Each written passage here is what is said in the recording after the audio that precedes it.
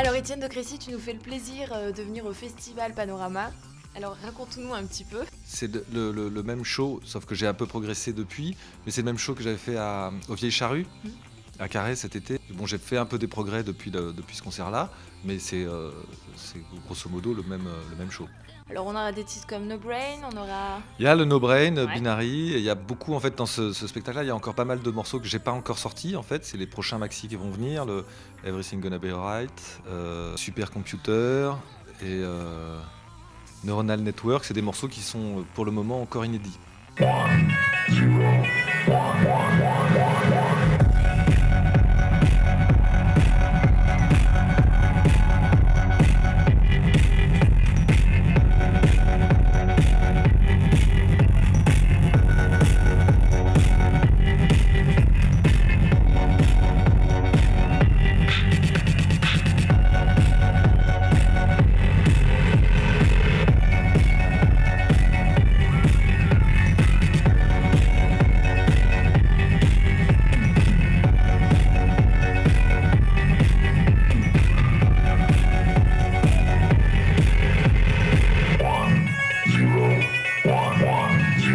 Et si je te dis Alex Goffer, tu me dis quoi? Copain, c'est Alex, ouais, c'est mon grand pote quoi, avec qui on collabore très souvent. En fait, le truc c'est qu'on est colocataire de studios, c'est-à-dire qu'on a 2 studios au même endroit depuis qu'on a monté le label, qu'on a monté le label Solide. On a travaillé ensemble très longtemps, pas obligatoirement en collaboration, mais en tout cas chacun en parallèle depuis des années.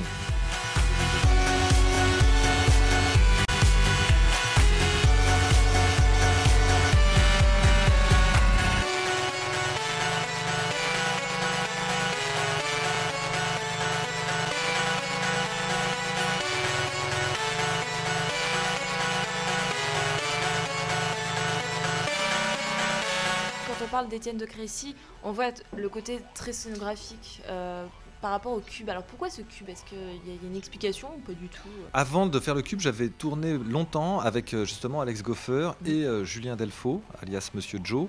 On faisait des lives de Super Discount 2. À l'époque, l'album était sorti. On a fait une grande tournée. On était 3. Il y avait beaucoup de matériel sur scène. On avait une grande table avec plein de matériel.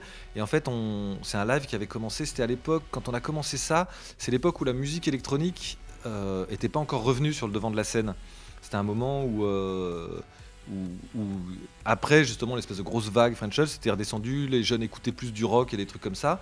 Et donc on a fait cette tournée, on a démarré vraiment dans des petits clubs, mais on a tourné pendant 2 ans et on a terminé en fait sur des grosses scènes de gros festivals. Il y avait clairement un manque de spectacle parce que pour la musique, les gens appréciaient la musique et tout, mais bon, il y avait juste 3 mecs sur scène qui touchaient des boutons et qui remuaient la tête. Il y avait un vrai manque de spectacle, ouais. de visuel. Et donc au moment où j'ai commencé à me poser la question de dire, bon, on est arrivé un peu à la fin de la tournée, et j'ai commencé à me poser la question, qu'est-ce qu'il faut montrer sur scène? Et en fait, au moment où je me posais cette question, les Daft Punk, ils répondaient avec leur pyramide en fait à Coachella. Et donc, moi je me suis dit, bah, effectivement, c'est ça, il faut amener quelque chose de visuel. Et j'ai rencontré les architectes de 1024 Architecture. Et donc on s'est rencontrés et voilà, j'aurais dit bon ben moi il me faut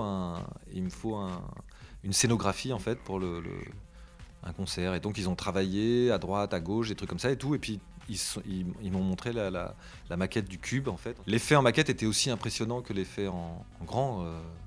Enfin donc du coup on a travaillé ensemble à développer le cube pour le synchroniser avec ma musique.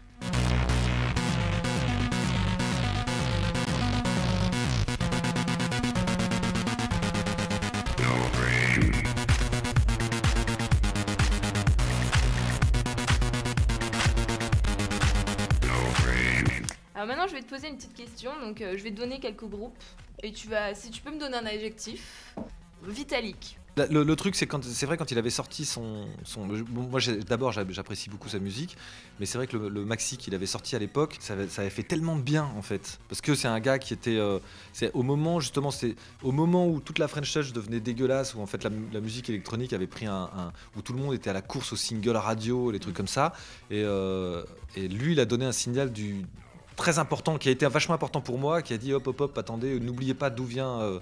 Enfin qu'au départ c'est une musique de rave quoi. Cassius?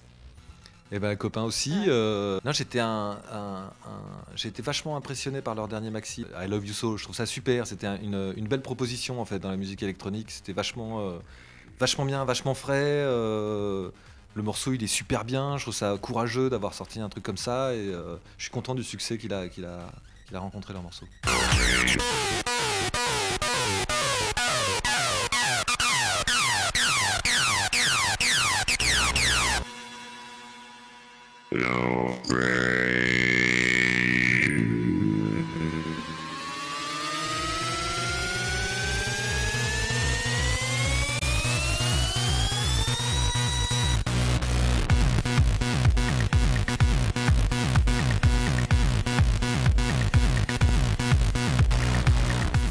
Alors, ton dernier concert. Le dernier concert auquel j'ai assisté, ça fait longtemps. En même temps, je vois pas mal de gens au festival. J'ai vu un concert très très bien en fait, mais alors c'est pas du tout techno, c'est The Tallest Man on Earth. C'est un gars qui chante, c'est juste avec sa guitare, il chante. Et je l'ai vu en concert il y a pas longtemps. Alors il est c'est un mec qui est très très fort. C'est un peu folk blues la musique qu'il fait. C'est un Suédois. Et voilà, c'est un mec, je jalouse ça, c'est-à-dire que moi j'ai besoin de beaucoup d'électricité, de matériel pour faire de la musique. Le gars il débarque juste, il a une voix extraordinaire, il débarque juste avec sa guitare et il met une claque à tout le monde. Donc voilà, j'étais vachement impressionné par ce mec-là.